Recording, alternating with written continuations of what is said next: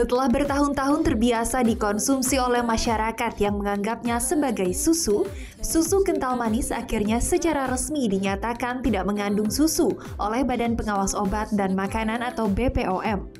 Susu kental manis wujudnya tidak terlalu cair dan dibuat dengan tujuan hanya sebagai campuran makanan atau minuman. Pembuatannya dilakukan dengan proses evaporasi atau penguapan bertahap dan penambahan gula yang juga berfungsi sebagai pengawet. Inilah mengapa susu kental manis bisa bertahan hingga hitungan tahun. Dewasa ini tak semua susu memiliki kualitas gizi maksimal, apalagi sebagai konsumen kita diberikan pilihan varian susu yang cukup banyak. Selain susu kental manis, ada juga susu UHT atau ultra high temperature. Susu ini tidak mengandung pengawet sehingga hanya mampu bertahan dalam hitungan bulan. Meskipun baik untuk dikonsumsi, namun faktanya ada batas maksimal pengonsumsian susu UHT bagi anak-anak dan dewasa. Lantas mana yang lebih baik? Susu UHT atau susu kental manis? Berikut pembahasannya di Ayo Hidup Sehat. Halo pemirsa Ayo Hidup Sehat, saya kembali bersama Dr. Vito Dami dan juga pastinya Dita Fahrana. Nah, kita mau bahas mengenai hal yang seru nih, Ya, susu. nih, susu, dan ini tuh kayaknya aduh ini enak banget tahu dok. Aku tuh suka banget tahu nggak sih? Iya, apalagi kalau dicampurin, apalagi tuh es teler, terus waktu kecil juga, aku tuh paling suka ya, nambulin. Ini nih, apa sih namanya kayak colekin susu kental manis gitu. Oh ya, pantesan dari tadi gue lihat nih banyak colekannya ya kayaknya. Habis kamu colekin ya. Oke. Nah, ngomong-ngomong soal susu ya, susu itu ada susu kental manis, ada susu yang ada pakai bubuk lah, ada segala macam. Nah, susu kental manis ini katanya sebenarnya kan isinya bukan susu ya, tahu nggak? Katanya sih, yang kemarin tuh sempat heboh banget nggak sih? Nah, sekarang ada juga orang bilang susu UHT, tahu nggak? UHT itu apa? Nah makanya itu aku juga gimana ya, bingung juga nih susu kental manis tuh gimana sih kalau menurut dokter tuh sehat atau enggak sih? Susu kental manis tentunya harus digunakan sesuai dengan fungsinya. Nah fungsinya itu kan bukan sebenarnya menggantikan susu itu sendiri. Susu itu lain dong isinya apa aja. Nah sebaiknya kita bahas mengenai dokter gizi ya. Dr. Maya, spesialis gizi klinik, silakan. Halo Dokter Maya, dok. Ini sama-sama suka susu nih. Dita suka susu. Dari kecil katanya sampai suka nyolekin susu. Iya. Kayak aku yakin banyak pemirsa di rumah juga sama. Penasaran bagaimana susu ini sebenarnya perihal susu kental manis yang kemarin lagi nge-trend ya, Dit ya? Nah, jadi suka ya? Suka banget dok. Karena dia manis banget terus kayak enak banget gitu. Karena manis kan? Ya. Jadi biasanya memang dia disuka karena manisnya ya. Dan rasanya jelas ya enak. Memang karena selera kita suka yang manis-manis gitu kan? Nah kalau misalnya ya kalau kita lihat sendiri, ini susu UHT ya. Nah kalau susu UHT itu apa ya? Jadi dari namanya ultra high temperature. Jadi beda? Berbeda. Yang satu ini sebetulnya dia semuanya nih sapi ya. Oh susunya semuanya susu sapi. Iya emang pikirnya apa? Tapi kan kemarin tuh sempat heboh nih dok, katanya itu susu kental manis itu, jadi itu bukan susu. Jadi sebetulnya nggak fair kalau dibilang dia bukan susu. Karena bahan dasarnya kan tadi ya susu sapi. Cuman pembuatannya yang berbeda. Jadi ada beberapa pembuatan susu yang berbeda. Kalau dia ini susunya diambil, kemudian dievaporasi, dipanaskan, diuapkan. Nah lalu ditambah apa yang enak? Gula. Tapi berarti bener nih, jadi susu kental manis ini ada susunya? Ada lah. Ada susunya juga? Ada susunya, dia dari sapi. Kalau enggak dari apa? Kalau enggak nggak mungkin namanya susu kental manis ya. Kalau enggak dari apa kalau bukan dari sapi? Nah dok kalau ini kita berhubungan dengan fakta mitos nih. Katanya rasa susu tuh lebih manis daripada susu UHT. Jadi itu lebih enak tuh dok, karena lebih manis. Bener, itu tadi fakta. Itu benar, ya, itu fakta. Karena tadi penambahan gulanya banyak, ya sangat tinggi. Ya bisa 45% sampai 50% sugar. Oh berarti jadi kadar susunya lebih sedikit? Itulah, jadi susunya diambil, dipanaskan, mengevaporasi, ditambahin dengan gula yang banyak. Oh, jadi kalau yang enak itu bukan susunya, berarti karena gulanya dong? Saya rasa begitu ya, karena rata-rata orang saya bukan gula. suka susu, saya suka gula kalau gitu. Pantesan gedenya manis gitu ya kali ya.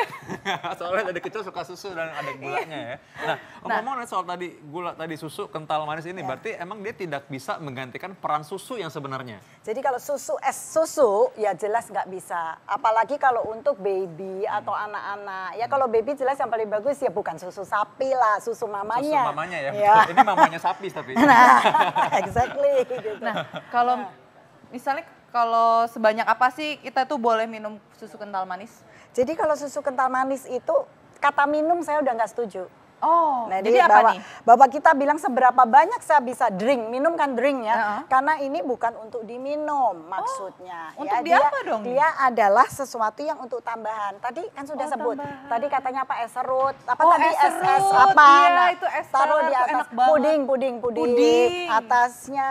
Nah, jadi fungsinya sebagai itu, jangan diaduk dikasih air terus diminum dijadiin susu. Oh, Di situ jadi salah-salah itu kaprahnya salah sebetulnya ya. di situ. Ya. Jadi itu susu kental manis bukan untuk dikonsumsi sebagai minuman, Ya. tapi untuk penambah Nambahin campuran lah ya. supaya cantik lah. Oh, Kau punya apalah? Kau punya apel strudel, Atau dikasih pancake. atasnya. Kadang pisang dicampur dikit tuh sama susu. Oh, biasanya. iya, itu. Atau Misal, roti ya, iya. roti kadang-kadang sedikit Iya, ya. dikasih susu oke. dikit, kental manis. Jadi cuman begitu-begitu loh. Oh, Ya. kalau misal, jadi boleh nggak sih kalau misalnya kayak kan waktu kecil tuh aku suka nyolek-nyolek nih, namanya anak kecil ya, apalagi anak kecil tuh paling suka kayak ngeliat susu tuh kayak langsung dicolek terus dimakan tuh boleh nggak sih? Ya tergantung berapa colekan. Oh, atau Ya. disendokin gitu? Apalagi kok disendokin. Nggak boleh, atau Artinya kurang baik. ini kan sugar, jadi kan kita nggak bisa terlalu banyak. Yang ya. paling saya khawatir gini sih dok, habis dicolek dia belum cuci tangan, terus ditinggal begitu aja. Ntar penuh jamurnya di situ banyak.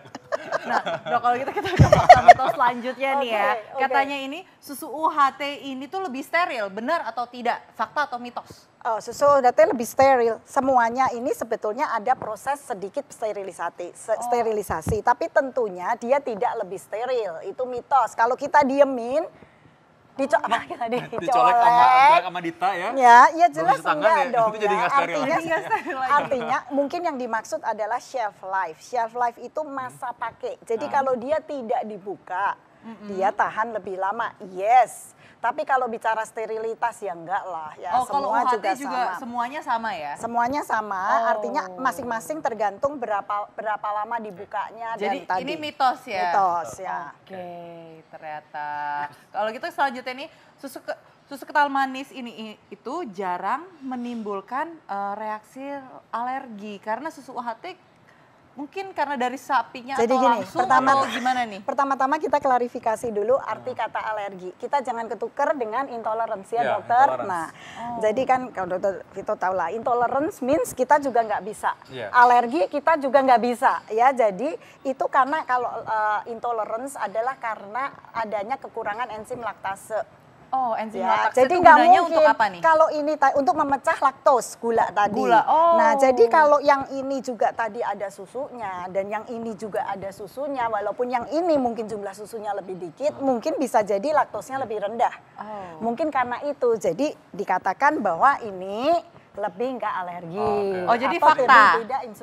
lebih tidak intolerance. Oh, jadi fakta nih dok? Fakta Ya, dalam arti seperti itu. Dalam ya. arti seperti Ya. oh. Fakta ya, jadi intolerance nih beda sama tadi alergi. Iya. Wah, kalian tambah cerdas pastinya semua pemirsa di rumah, ayo hidup sehat. Ngomong soal susu nih sekarang nih, Dit. Iya. Katanya gimana, Dit? Tahu nggak UHT tadi? Coba diulang UHT kepanjangannya apa? Ultra high Nah, temperature. pinter. Nah, hebat. Tadi aku udah belajar, yeay. Nah, gimana dok? UHT itu sebenarnya Jadi, sebutan gini. lainnya apa dok? Iya, UHT Jadi itu? supaya gampang, 80% atau kalau saya bilang 90% susu yang ada di pasaran tuh UHT. UHT. Ya, dan di dosnya pun kita akan baca UHT, Ultra high temperature. Nah, kalau Jadi misalnya di dok, dia dipanaskan dalam suhu 135 derajat Celcius hanya selama 2 detik.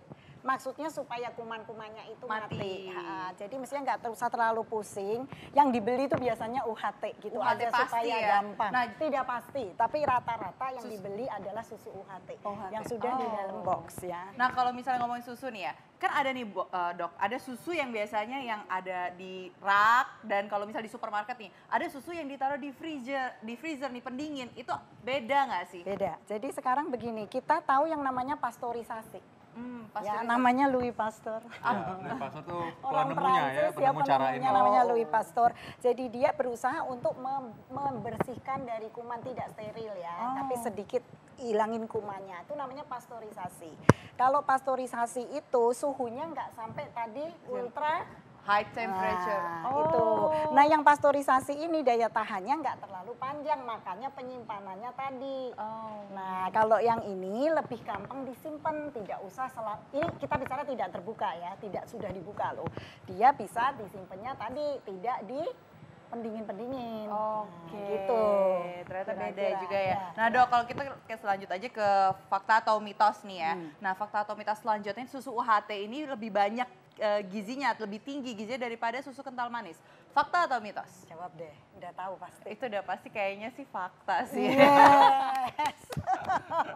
Benar-benar. Karena tadi kita prolognya sudah panjang ya, jelas ini. Jelas, karena kadar gula juga udah nggak terlalu tinggi kayak kental manis, susunya, kandungan susunya lebih banyak. Yes, tuh Oh, ya. nah- Oke, jadi ini fakta. Jadi ternyata aku udah pinter sekarang lama-lama ya Harap ternyata. juga pemirsa hidup saya juga sama nih semua pada Iya, pinter jadi kita juga tuh harus pastinya. terus belajar kayak jadi kayak kita tuh tahu semua hal tentang kesehatan juga kan baik buat tubuh kita juga kan. Ah, iya, Betul, bener. betul. Keren banget nih. Ini udah sepantar sama mungkin anak dokteran kayaknya dia. Iya nanti abis ini jadi sekolah kedokteran deh boleh. Oke, selanjutnya nih, apa lagi nih misalnya faktanya? Nah fakta atau mitos selanjutnya ini susu UHT katanya itu bisa menyebabkan diare. Itu benar atau enggak tadi dok? kita bahas ke laktos intolerance tadi ya. Beda Jadi intoleransi dengan alergi ya dokter ya? bukan alergi tapi adalah laktos intolerance. Laktos intolerance itu apa orang ini, Dok? Asia itu malangnya Oh. hampir sebagian besar tidak bisa minum susu. Kalau minum susu dia merasa kembung, begah, Mual gitu, mencret, mual. Nah, itu karena dia tidak punya enzim tadi, laktase ya, untuk memecah si gula susu, laktos.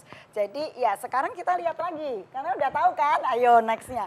Ini kira-kira sama ini laktasenya banyak yang, laktosnya tinggi yang mana? Yang UHT dok? Yes, jadi jawabannya kalau dia lebih sering mencret, kira-kira kalau dikaitkan dengan laktos intolerance bener dong. Iya fakta berarti ya. gitu. Wah. Karena tentunya susunya lebih banyakan ini soalnya kan. Ini kan susunya Jadi sedikit. bisa dianalisa sendiri lah. Jadi kalau misalnya mungkin yang susah-susah buang air besar itu jadi kebanyakan minum susu bisa nih melancarkan. Nah, ini Waduh. gimana coba? Tapi nggak apa, ini sangat-sangat penting karena orang suka banyak berpikir hal yang sama. Iya. Gimana tuh dok? Ya, nggak bener dong. Masa kita memelihara intoleransi, nanti jonjot ususnya lama-lama jadi Apa itu pendek. jonjot saya? Usus Loh, itu, Kerutan usus itu loh. kan ada yang begini fili-fili, Iya. istilahnya jonjot. Kalau orang intoleransi dan dipaksakan, lama-lama ya nggak makin tinggi, lama-lama makin tumpul, terus gimana? Oh. Jangan dipakai sebagai obat pencair. Jadi nggak intoleransi boleh. itu artinya tidak mampu menerima lah itu Yes. intinya. Tidak bisa menerima. Jadi orang Indonesia tidak Tidak cocok mampu kadang-kadang rata-rata mencerna, ya. Tidak ya. bisa mencerna susu ini. Oh, Jadi jangan dipakai sebagai obat untuk melancarkan buang air. Memangsingkan, ya. Makanya memangsingkan itu nggak boleh sama sekali Jadi ya. nggak boleh ya. Oke, Oke, lanjut, kalau lanjut. misalnya Apa kita lagi nih ke berikutnya? fakta mitos selanjutnya nih ya. Katanya susu kental manis ini lebih tahan lama daripada susu UHT. Fakta atau mitos? Tadi?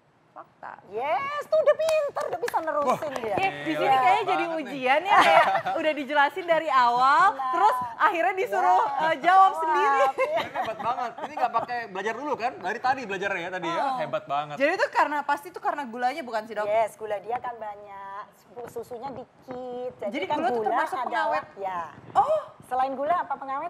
garam. Garam. Garam juga pengawet. Jadi jangan dipakai buat awet muda ya, Dita. Tadi taruh di muka biar awet semua mukanya dan awet manisnya gitu. Nih kita selanjutnya nih Berikutnya. fakta atau mitos yang terakhir. Nah, susu kental manis itu mengandung lemak yang sangat tinggi. Itu benar atau fakta atau mitos? Kasian ya, itu mitos. Itu mitos. Oh, Karena dia itu kenapa orang jadi nganggap ini, lemaknya tinggi.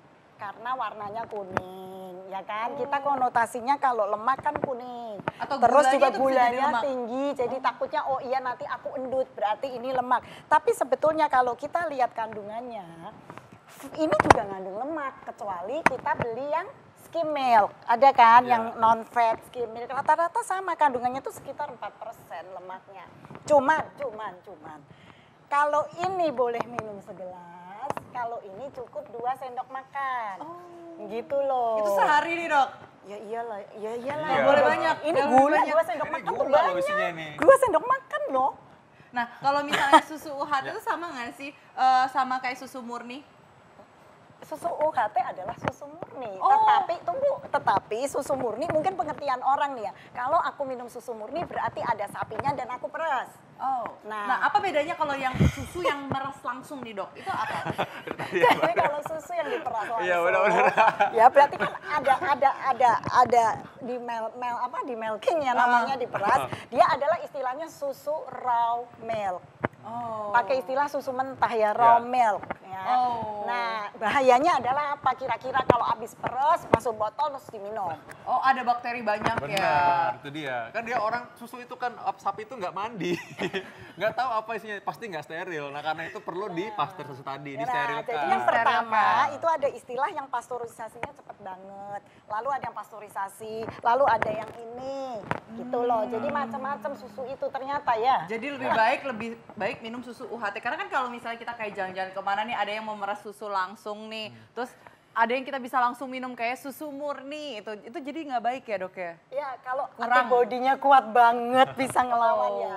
Nah kan, tapi ngomong soal susu ini memang orang dari dulu taunya susu ini banyak kandungan yang bergizinya. Coba susu biar sehat. Nah susu itu kandungannya kita lihat, coba lihat. Susu itu apa aja ya? Susu UHT full cream nih dokter. Terdapat 120 kalori dokter ternyata. Nah, ya kan? Dan informasi isinya nih, per porsi satu pak nih 250 ml. Itu kan yang full cream ya. Full cream Jangan ini, full salah, cream. nanti ada UHT yang tidak full cream. Ya. Nah, itu ada yang low fat ya? Low fat, yang apa. Jadi gini deh, mungkin supaya nggak membingungkan. Mulai sekarang kalau belanja baca itu label.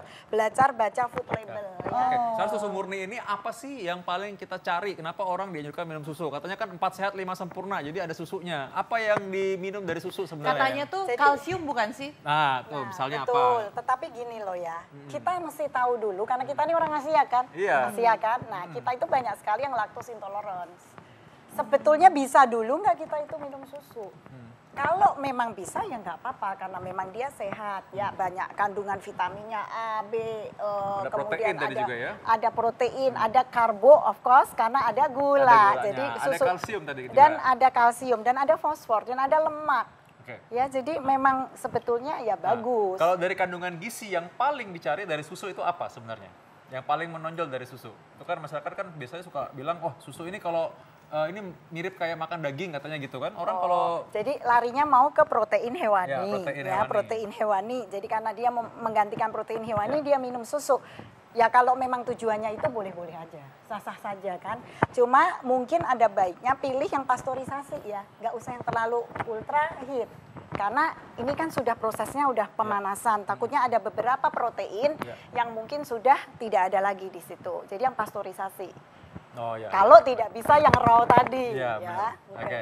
Baiklah, ini Dita, aku rasa pemirsa saya sudah tahu nih sekarang bahwa susu murni, susu yang disterilkan ini, susu UHT adalah susu yang betulan yang memang kita pakai sebagai susu. Susu benar yang kita minum, tapi susu kental manis adalah pelengkap makanan. Nah, aku rasa pemirsa sudah bisa membedakan Dita ya. Beda. Ingat kalau mau colek-colek kayak Dita, cuci tangan dulu ya. Biar steril tetap ya. Biar steril tetap.